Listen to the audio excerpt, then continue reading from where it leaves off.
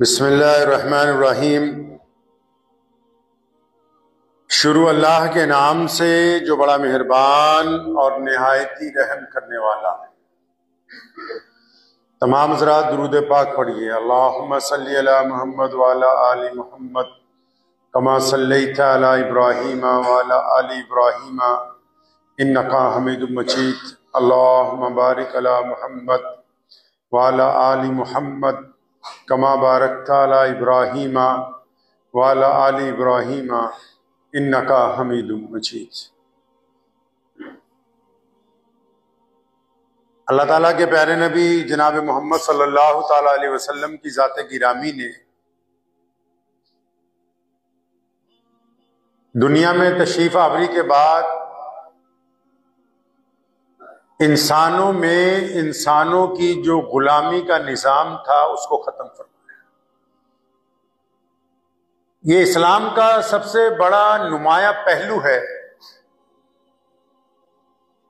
कि इस्लाम आने से पहले मंडियों में जिस तरह आज जानवर फरोख्त होते हैं, बाजारों में जिस तरह आज चीजें बिकती हैं, बिल्कुल इसी तरह आज से 1500 साल पहले तक चौक चौराहों में जानवरों की जगह इंसान फरोख्त होते थे। औरतें बेची जाती थी, मर्द बेचे जाते थे, बच्चे बेचे जाते थे, बूढ़े बेचे जाते थे।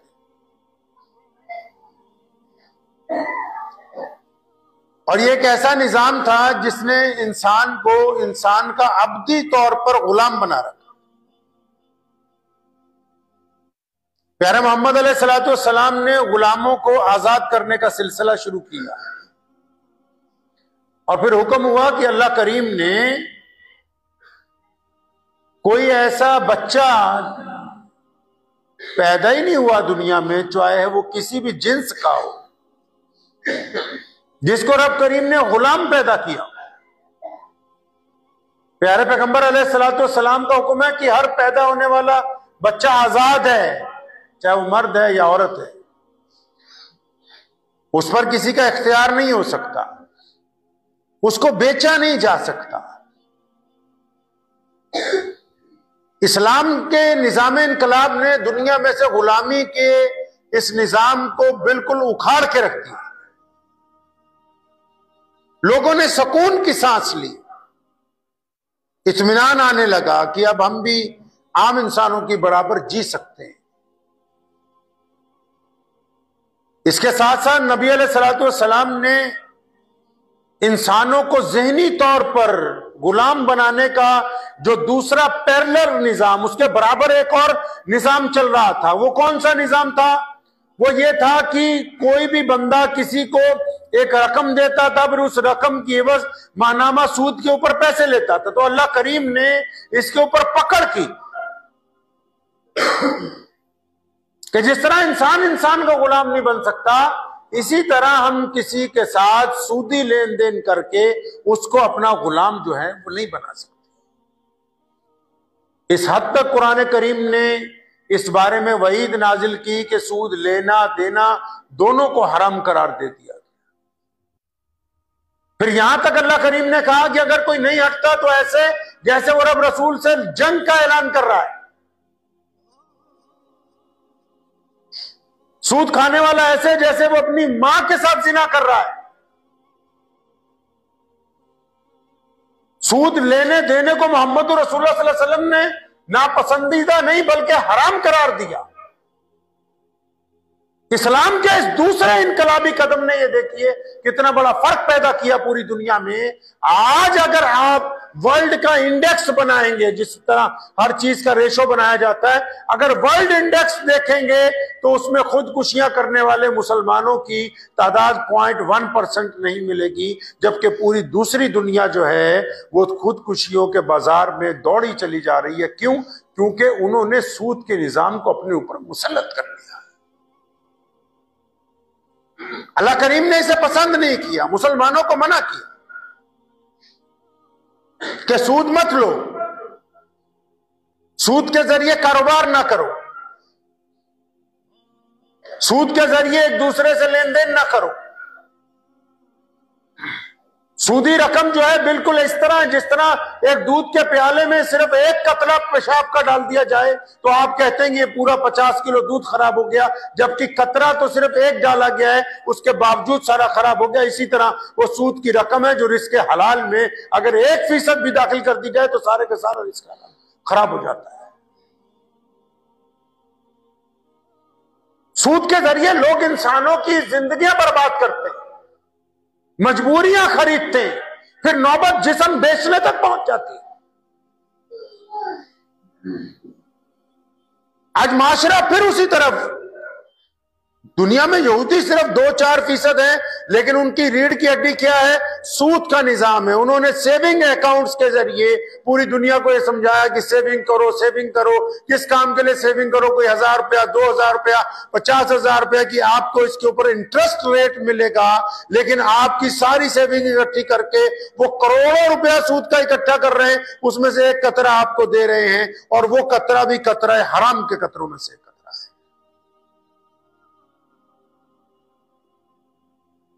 बहुत सारे लोग, कई मुसलमान मसला पूछना चाहते हैं कि सूद के पैसे जी इस्तिंजा खाने पे लगा दे, सूद के पैसे, जो चीज है ही हराम, जो हो ही नापाक, नापाकी से क्या नापाकी को धोया जा सकता है? गंदगी से क्या गंदगी को साफ किया जा सकता है? आज आप देखें जाके पूरे मुल्क में हजारों लोग परेशान हैं। किस बात से? कि जी महीना खत्म होने वाला है, हमने सूद देना है। एक सूद के निजाम को भी खत्म नहीं होता है, उसकी किस्तें देने के लिए दूसरी जगह से सूद से पैसे पकड़ते हैं, वो अभी खत्म नहीं होता। इन दोनों का मुंह बंद करने के लिए तीसरी जगह से खरीदते हैं, दलदल में धस जाते हैं। आखिर किसी एक दिन पता लगता है कि जी रात को तो वो आत्महत्या कर ली, अपने गले में फंदा डाल लिया, बहुत परेशान था। क्यों परेशान था भाई? क्योंकि सूद के निजाम ने उसकी जिंदगी को जकड़ लिया अपने, खुशियां खा गया वो निजाम। यहूदो नसारा को इस्लाम से सबसे बड़ी तकलीफ इन दो बातों से हुई। जब मोहम्मद रसूलुल्लाह सल्लल्लाहु अलैहि वसल्लम ने ऐलान किया कि इंसान इंसान का गुलाम नहीं होगा, और जैसे ही दूसरा ऐलान आया कि सूद लेना देना दोनों हराम है।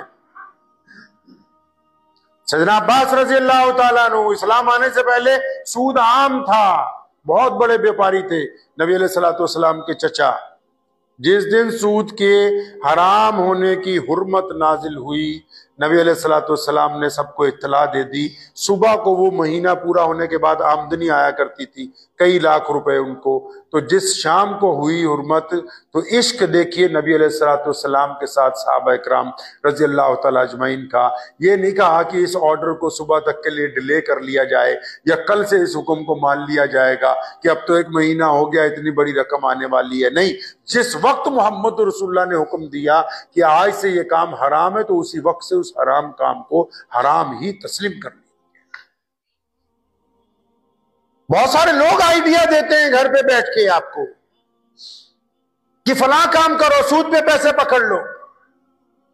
बताओ तो सही, दिल पे हाथ रख के, ऐसे कितने लोग हैं जिन्होंने सूद पर पैसे लेके अपना कोई एम्पायर खड़ा कर लिया हो, कारोबार खड़ा कर लिया हो। कोई एक आदमी लेके आओ समाज में से जो ये कहता हो कि जी मैंने सूद पे पैसे पकड़े थे, मैं कामयाब हो गया, मैंने सूद पे पैसे पकड़ के दुकान बनाई थी, मैं आज अरबपति हो गया, मैंने सूद पे पैसे पकड़ के रेहड़ी लगाई, आज मेरे पास पैसे। नहीं हो सकता। जिस चीज में बरकत नहीं है, अल्लाह ने जिसको हराम कहा, मोहम्मदुर रसूलुल्लाह ने जिसको हराम कहा, जो इंसानों का खून पीसने के लिए, खून चूसने के लिए बनाई गई हो, आप जब उस गंदगी के जरिए कारोबार करेंगे, उसमें किसी कीमत पर बरकत नहीं आ सकती। दिखाओ तो सही, मुसलमान ही नहीं गैर मुस्लिम भी दिखाओ। दिखाओ कोई सूद पे पैसे जिसने पकड़े हो वो खुशहाल नजर आता हो। कोई एक बंदा बताओ जिसने सूद पर पैसे पकड़े हो वो खुश नजर आता हो। जिसने सूद पर पैसे पकड़े हो उसका काम बहुत अच्छा चल रहा हो। यह आपको बात समझा कौन रहा है कि किश्तों के ऊपर खुशियां खरीदो? खुशियां अपने दिल और रूह की ताकत के साथ खरीदी जाती हैं, दूसरों का कर्जदार होने से नहीं। मुल्क में आज तक, पूरी दुनिया में आज तक जितनी भी आजादी की लड़ाइयां लड़ी गई, वो इसलिए नहीं लड़ी गई क्यों? क्या दूसरों के राज के अंदर इंसान खाता पीता नहीं, सांस नहीं लेता, कपड़ा नहीं पहनता? नहीं नहीं, क्योंकि अपनी आजादी, अपनी खुद मुख्तारी बड़ी अहमियत रखती है। उसमें इंसान चाहे बेहतरीन खाए, चाहे फाके के साथ रहे, वो किसी का मोहताज नहीं होता है। उन खुशियों का क्या करना है जो दूसरों की मोहताज हो? जहां हर आए दिन सुबह को मसला खड़ा हो कि आज फलां वाले के महीने के सूद के पैसे देने, आज फलां वाले के महीने के सूद के पैसे देने। मुल्क में कई जगह रवाज चला, वो इज्तिमाई तौर पर सूद देने लगे। पूरे के पूरे गांव में एक एक घर को भी पूरे घर वाले इकट्ठे ले लो। अब दे नहीं पा रहे, उनकी औरतें जा रही हैं। सूद के निजाम ने इंसान को जकड़ रखा है, और जो सूद खा भी रहे हैं जो, वो कौन सा कामयाब है? उनको भी सुबह शाम यही फिक्र लगी हुई है, फलां जगह हमारे पैसे मर गए, फलां जगह से किश्त नहीं आई, फलां लेके चला गया। उन्होंने सूद के चक्कर में अपना किरदार भी खराब किया, अपनी जुबान भी खराब की, अपना लहजा भी खराब किया, अपना मिजाज भी खराब किया, अपना खाना पीना भी हराम किया। क्योंकि सुबह दोपहर शाम बस इसी बात का ऊपर गुरूर चढ़ा हुआ है, फतूर चढ़ा हुआ है, गुस्सा चढ़ा हुआ है कि जी फलां मेरे पैसे मार गया, फलां से मैंने इतने पैसे लेने थे। तो जो लोग सूद ले रहे हैं वो भी परेशान है, जो सूद दे रहे हैं वो भी परेशान है। अल्लाह करीम ने इसको मना फरमाया। एक बहुत बड़े बुजुर्ग है, नाम मेरे जहन में नहीं आ रहा, गुजरे जा रहे थे तो कसाई की दुकान के आगे से, तो कसाई जानने वाला था, कहने लगा मियाँ आज बहुत बेहतरीन जानवर बनाया है, कुछ ले जाओ गोश्त घर के लिए 2-4 किलो। तो उन्होंने जेब में हाथ डाला, फरमाने लगे नहीं यार आज पैसे हैं नहीं, मैं कल लेके जाऊंगा। तो कहने लगा कोई बात नहीं, उधार ले जाओ, पैसे आ जाएंगे, पैसे कल आ जाएंगे। तो हजरत फरमाते क्यों? जो उधार तेरे साथ करना है अपने पेट के साथ ना कर लूं, जो उधार मैंने तुम्हारी दुकान से करना है अपने मिजाज से ना कर लूं, अपने दिल से ना कर लूं, अपने दिमाग से ना कर लूं, अपने बच्चों को ना समझा लूं, अपनी बीवी को ना समझा लूं कि उधार से लाई हुई खुशियां कामयाबी की जामिन नहीं होंगी कल को। सूद का निजाम रिश्तेदारियां खत्म कर रहा है, सूद का निजाम दोस्तियां तोड़ रहा है, सूद का निजाम ताल्लुकात खत्म कर रहा है, सूद का निजाम आपस के सलाम दुआ को बंद कर रहा है, सूद का तो निजाम जिनसे पुरानी दोस्तियां थी उनसे पैसे सूद के ऊपर पकड़ लिए, उनको खत्म कर रहा है। तो अल्लाह करीम ने इसीलिए इसको हराम करार दिया कि इसमें बरकत नहीं है, इस काम से हट जाओ पीछे। और आखिर सूद यहां तक पहुंचता है कि इंसान को अपना जिस्म बेचने के लिए मजबूर कर देता है। या तो लोग बहुत ज्यादा पैसा आने पर दूसरों के साथ अय्याशी करते हैं, या बहुत ज्यादा गुर्बत आने पर अपने जिस्म का सौदा दूसरों के साथ करते हैं। सूद वो निजाम है जो आपको ज़हनी तौर पर भी जिस्मानी तौर पर भी लाचार करता है, मजबूर करता है, दूसरे का गुलाम बनाता है। कितने लोग हैं रोजाना अखबारात में आता है कि जी आज उन्होंने, कितने किसान हैं, कितने मजदूर हैं, पढ़िए अखबार। बैंकों के निजाम ने उनको जकड़ लिया अपने अंदर, सूदखोरों ने उनके गिर्द अपना पंजा मजबूत कर लिया। वो जो कल तक इज्जत की रोटी खाते थे, आज बेहतरीन मकान में रहने के बावजूद उनको फिक्र लगी हुई है कि अगर हमने वापस टाइम पे पैसा कर्जा नहीं उतारा तो हमारा सब कुछ लुट जाएगा। तो इस निजाम ने उनके जीने को हराम करार दे दिया। अल्लाह करीम ने इसे हराम कहा। और अगर आज कोई मुसलमान, अगर आप सूद का काम कर रहे हैं और आपको ऐसा लगता है कि मैं नमाजी हूं, मैं परहेजगार हूं, मैं मुत्तकी हूं, तो ये आपकी गलतफहमी है। आप अगर किसी मौलवी को राजी भी कर लें ये समझाने के लिए कि जी सूद के पैसों से मैं इस्तिंजा खाने बनवा दूंगा, सूद के पैसों से फलां की बेटी की शादी करवा दूंगा, तुम जो मर्जी कर लो, जिस चीज को अल्लाह और उसके रसूल सल्लल्लाहु अलैहि वसल्लम ने हराम करार दे दिया वो हलाल हो ही नहीं सकती है। अब वो किसी कीमत पर हलाल बनने वाली नहीं है। आप जो मर्जी करते रहें, आपके कहने से हराम हलाल नहीं बनेगी। जिस हराम काम की तबाहकारियां इतनी हैं कि उसने माशरे को बर्बाद करके रख दिया। अब इंसान तो खरीदे नहीं जाते, लेकिन जो जिससे कर्जा ले लेता है सूद पर, उनको पूछो, वो अपने दिल पे हाथ रख के बताएं, क्या उनमें हिम्मत है कि वो अपनी जगह को छोड़ के आगे पीछे हो सकते हैं? क्या उनमें हिम्मत है कि उस कर्जदार का कर्ज देने से पहले वो भाग सकते हैं? क्या उनमें हिम्मत है कि उस कर्जदार का कर्ज देने से पहले वो अपना घर बना सकते हैं या बेहतरीन कपड़े पहन सकते हैं? उन्होंने अपनी खुशियां, अपना जिस्म, अपनी इज्जत, अपना वकार, अपना सब कुछ सूद लेने वाले के हाथ बेच दिया, और वो रोजाना सुबह पे आके दरवाजे पर खड़ा होकर इनकी बेइज्जती करता है, और इनको अपना सर झुका के उन बातों को सुनना होता है, क्योंकि इन्होंने हराम काम करके अल्लाह और उसके रसूल की नाफरमानी को सिर पर लिया है। वो सारे बाजार इनकी बेइज्जती करता है, और उसके बाद ये खामोश है। खामोश क्यों है? अरे नबी अलैहिस्सलाम ने जब कह दिया कि 73 तरह की बदकारियां, 73 तरह के गुनाह, 73 तरह की नाकामियां, 73 तरह की बुराइयां तुम्हारे साथ आ जाएंगी अगर तुम सूद को लेने का और देने का काम करोगे। जब तुम्हें मोहम्मदुर रसूलुल्लाह सल्लल्लाहु अलैहि वसल्लम इस बात के लिए खबरदार कर चुके हैं, उसके बावजूद अगर तुम दलदल की तरफ जाओगे तो जाहिर सी बात है कि उस दलदल के अंदर गिर जाओगे। उससे बच कैसे सकते? एक हदीस में आता है, नबी अलैहिस्सलाम ने यहां तक फरमाया आखिरी जमाना होगा, जो लोग सूद नहीं भी लेते होंगे उन तक सूद की गर्द जरूर पहुंचा करेगी। आप नबी अलैहिस्सलाम के इस फरमान की बारीकी में जाए, गर्द कहते हैं धूल को उड़ के आ जाने को। आज बहुत सारे ऐसे लोग हैं, ना वो सूद खाते हैं, ना सूद लेते हैं, ना सूद देते हैं, फिर भी उनके बहुत से रिश्तेदार हैं जो सूद की मिलावट कर रहे हैं और उसकी गर्द उन तक पहुंच रही है। मोहम्मद रसूलुल्लाह सल्लल्लाहु अलैहि वसल्लम ने यह बात 1450 साल पहले बता दी। सिर्फ मुसलमान ही नहीं, दुनिया के सारे इंसानों को अल्लाह के नबी अलैहि सलाम ने कहा कि सूदखोरी से पीछे हट जाओ। यह सूदखोरी सिर्फ पैसों का सौदा नहीं है, इंसान के ज़मीर का सौदा है, इंसान के जिस्म का सौदा है, इंसान के जज्बात का सौदा है, इंसान की इज्जतों का सौदा है। अगर ये सिर्फ पैसे का सौदा होता तो इस्लाम इसको जायज करार दे देता, लेकिन ये सूदखोरी इंसान की खुशियों को निचोड़ के उसको फांसी के फंदे तक लेके जाता है, उसको आत्महत्या के लिए मजबूर करता है। इसलिए मोहम्मद रसूलुल्लाह सल्लल्लाहु अलैहि वसल्लम ने तमाम इंसानों को खबरदार किया कि इस काम के साथ पीछे हट जाओ। अपने गिरेबान में झांकिए, ज्यादा उधार खुशियां लेके जीने की कोशिश मत कीजिए।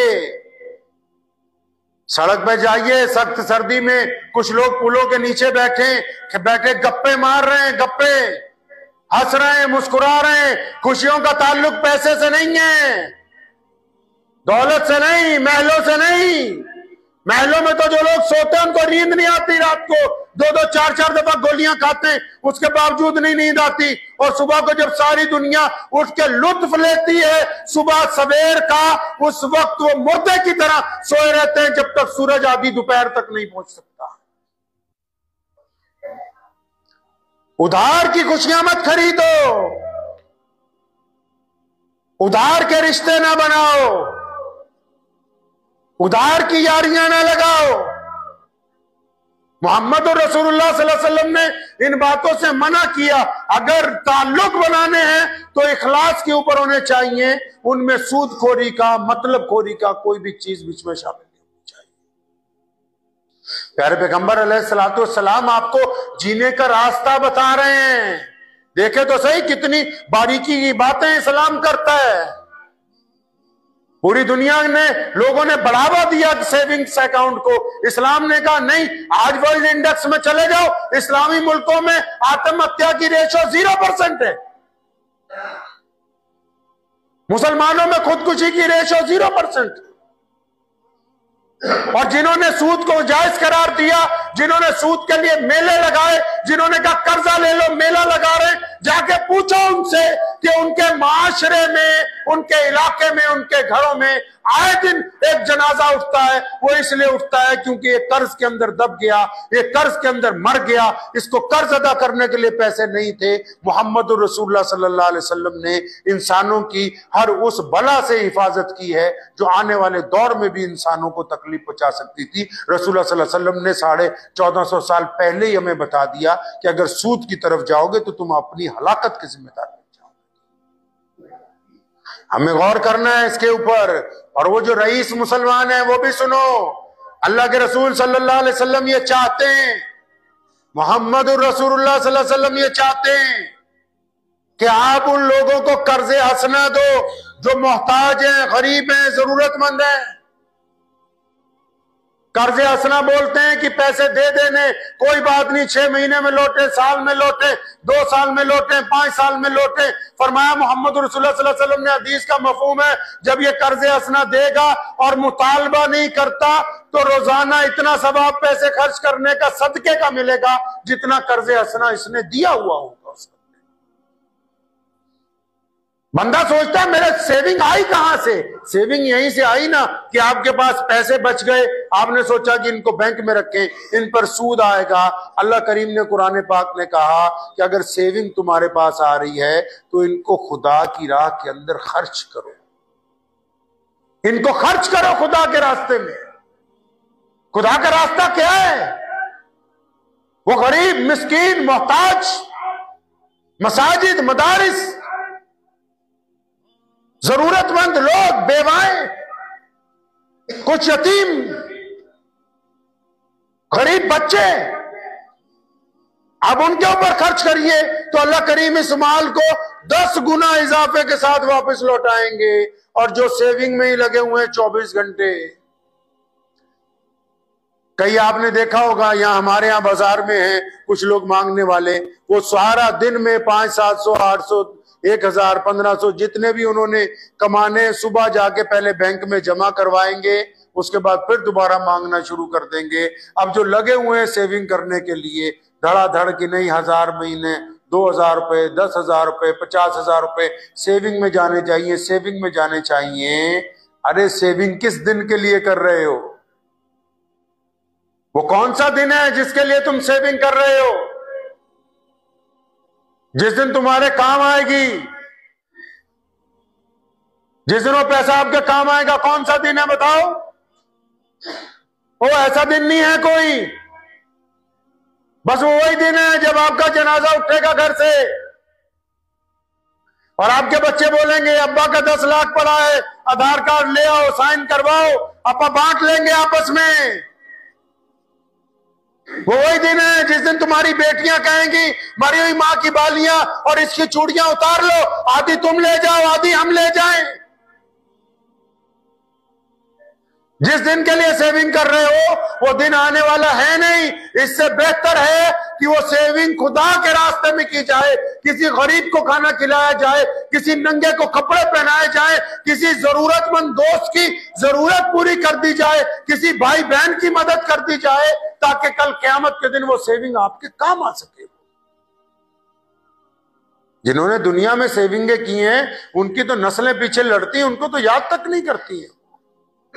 शाम को तो जनाजा करने के बाद इस बात की फिक्र होती कि मेहमानों को कोरमे से खाना खिलाया जाए कि दाल के साथ रोटी खिला दी जाए। तो ज़हन नशीन कर लीजिए कि अगर आपको बार बार दिल करता है कि मैंने सूद पे पैसे लेके काम करना है, आपकी बार बार तबीयत चाहती है कि मैं सूद पे 50,000 पकड़ लूं, मैं 1 लाख रुपए सूद पे ले लूं, मैं 10 लाख रुपए सूद पे ले लूं। आजकल बहुत सारा रवाज चल रहा है ना, खरबूजे को देख के खरबूजा रंग पकड़ लेता है ना। कई बार खरबूजा जब होता है ना तो उसको देख के एक सेब अगर खराब हो पेटी में रख दीजिए तो आप 2-4 दिन बाद निकालिए पूरी पेटी खराब हो जाएगी। तो आपको अगर रंग चल रहा है ना सूदखोरों को देख के, तो इस बात को लिख लो, मोहम्मदुर रसूलुल्लाह का हुक्म है, कहो सल्लल्लाहु अलैहि वसल्लम, सल्लल्लाहु। हाँ, अगर आपको सूद पर पैसे लेने का शौक हो रहा है ना या सूदखोर जो मुसलमान है जो सूद पर पैसा देना चाहते हैं, दोनों नोट कर लो, अपने अपने दिल की तख्ती पे लिख लो। सूदखोर मुसलमान जो सूद पर पैसा देना चाहते हैं या सूदखोर मुसलमान जो सूद पर पैसा लेना चाहते हैं, दिल की तख्ती में लिख लो, ये मोहम्मदुर रसूलुल्लाह सल्लल्लाहु अलैहि वसल्लम का हुक्म है। क़यामत आ सकती है, सूदखोरों के साथ अल्लाह की मदद नहीं आने वाली। सूदखोर कामयाब नहीं होंगे, सूदखोरों को इज्जत नहीं दी जाएगी, सूदखोर दुनिया में भी जलील होंगे, आखिरत के अंदर भी जहन्नम के अंदर जाएंगे। तो इसलिए इस बात को ज़हन नशीन कर लीजिए कि अगर कोई इस काम में फंसा हुआ है, पहली फुर्सत में बाहर निकलिए। पहली फुर्सत में किसी ने सूद पर पैसे दे रखे, तौबा करो, असल रकम लो, बाकी छोड़ो। अगर अल्लाह और उसके रसूल सल्लल्लाहु अलैहि वसल्लम की रजा चाहिए, और अगर किसी ने सूद पर पैसे ले रखे, अपना पेट काटना शुरू करो। आज से कम खाओ, कम अच्छे कपड़े पहनो, कम खर्च करो, पहले सूद से निजात हासिल करो। जब तक सूद का निजाम आपके घर में रहेगा। मैं अर्ज कर रहा था दरमियान में, बात गुफ्तगू इधर हो गई कि पूरी दुनिया में यहूदियों को इस्लाम से सबसे बड़ा खतरा क्यों है? क्योंकि उनकी रीढ़ की हड्डी सूद पर टिकी हुई है। उन्हें पूरी दुनिया के लोगों को सेविंग अकाउंट्स में लगा दिया। पैसा तुम्हारा, जूती तुम्हारी, सिर भी तुम्हारा। उनको इस्लामी बैंकिंग से क्या तकलीफ होती है? उनको मुसलमानों से क्या तकलीफ है? उनको मुसलमानों ने क्या कह दिया? उनको तकलीफ ही यही सबसे ज्यादा है क्योंकि मोहम्मद रसूलुल्लाह सल्लल्लाहु अलैहि वसल्लम ने बुराई की जड़ पकड़ ली। हमें पता है कि अगर सूद का सिस्टम डैमेज हो जाएगा तो फिर जितने बड़े बड़े जालिम हैं, इनके जुल्म का खात्मा हो जाएगा, इनकी बर्बरियत का खात्मा हो जाएगा, इनकी गुंडागर्दी का खात्मा हो जाएगा। इसलिए अगर आप बचना चाहते हैं तो अपनी जाती जिंदगी में सबसे पहले सूद की बीमारी से बचिए। ये आपको बीमार करेगा, आपको परेशान करेगा, आपको दुख देगा, तकलीफ देगा, दर्द देगा। तो करेंगे इंशाअल्लाह ताला। कुछ खुशियां, कुछ चीजें बाद में खरीद लीजिएगा, लेकिन अपने आप को कभी भी किसी सूदी का कर्जदार ना बनाइए। दुआ कीजिए अल्लाह करीम मुझे भी और आप सबको भी इसके ऊपर अमल की तौफीक अता फरमाए। वाखिर दावाना अनिल हम्दुलिल्लाह।